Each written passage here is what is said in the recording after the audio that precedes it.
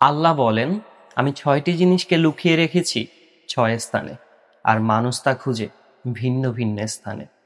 আমি দ্বীন ইসলামকে রেখেছি ক্ষুধা ও দারিদ্রতার মধ্য দিয়ে, কিন্তু মানুষ তা খোঁজে উদরপত্তি সচ্ছলতার মাঝে। আমি সম্মানকে রেখেছি শেষ রাতের ইবাদতে, কিন্তু মানুষ তা খোঁজে শাসক ও ক্ষমতাবানদের সহচর্যে। আমি খুব স্বাচ্ছন্দ্যতার জন্য রেখেছি জান্নাত, মানুষ তা খুঁজে দুনিয়াতে। ধনী হওয়াকে রেখেছি অল্পের তুষ্টের মাঝে, মানুষ তা খোঁজে লোভ লালসায়। আমি বীরত্ব রেখেছি বিনয় ও নম্রতায়, কিন্তু মানুষ খুঁজে অহংকারে। আমি দোয়া কবুল হওয়ার নিয়ত রেখেছি হালাল উপার্জনে, মানুষ খুঁজে হারাম উপার্জনে। আর দুনিয়ার জীবন কেবল খেলতামাশা ছাড়া আর কিছুই না।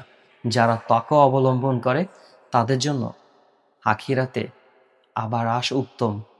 অতএব তোমরা কি বুঝবে না? সূরা আনাম আয়াত নম্বর ৩২।